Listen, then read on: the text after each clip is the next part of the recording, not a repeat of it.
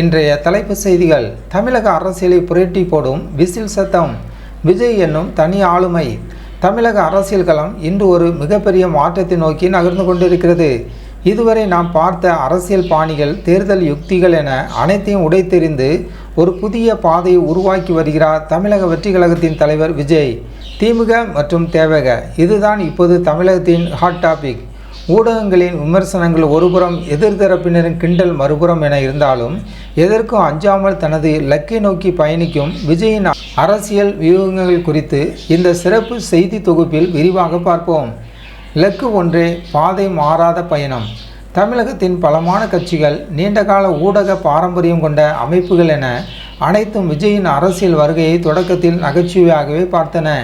அதிமுக தான் உண்மையான எதிர்க்கட்சி, விஜய் எப்படி மாற்றாக வர முடியும் என்ற கேள்விகள் அடுக்கப்பட்டன.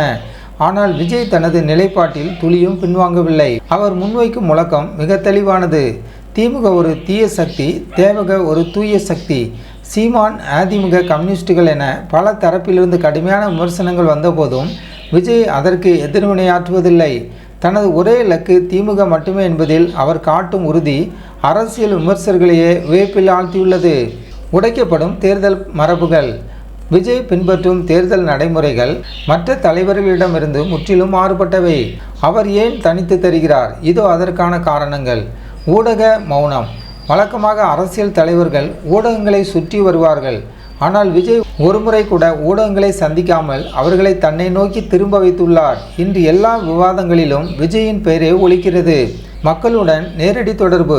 பெரிய மேடை அலங்காரங்கள் இல்லை, ஆடம்பரமான விளம்பரங்கள் இல்லை, அலை போல் திரண்டு வரும் மக்கள். ஆச்சரியமான விஷயம் என்னவென்றால், இந்த கூட்டத்தை திரட்ட கட்சி நிர்வாகிகளுக்கு அவர் எந்த அழுத்தமும் கொடுப்பதில்லை. சமூக நீதி சொல்லில் அல்ல, செயலில்.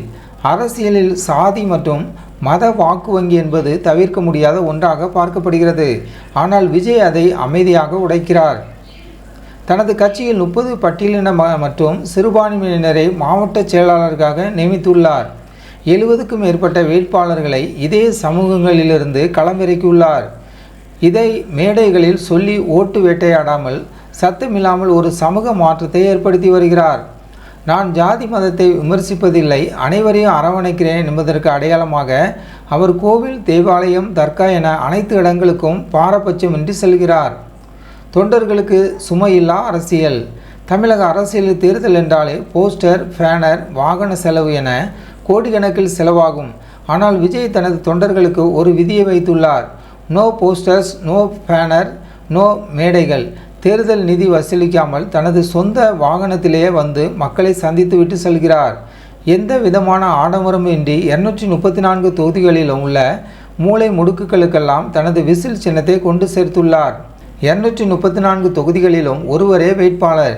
தேவக வேட்பாளர் யார் என்று மக்களிடம் கேட்டால் பலருக்கு தெரிவதில்லை. ஆனால் யாருக்கு ஓட்டு என்றால் விஜய்க்கு என்கிறார்கள். சின்னம் எது என்றால் விசில் என்கிறார்கள். 234 தொகுதிகளிலும் நானே நிற்கிறேன் என்று விஜய் சொன்னது இன்று நிஜமாயிருக்கிறது. ஒரு முதலமைச்சர் செல்லும் பாதுகாப்பு வளையத்தோடு அவர் வலம் வருவது தமிழக அரசியல் ஒரு புதிய ஆளுமையின் எழுச்சியாகவே பார்க்கப்படுகிறது. பாஜகவின் பி டீம் என்ற விமர்சனம், பிற கட்சிகளின் ஏளனம் என அனைத்தையும் தனது அலட்சியமான புன்னகையால் கடந்து செல்கிறார்.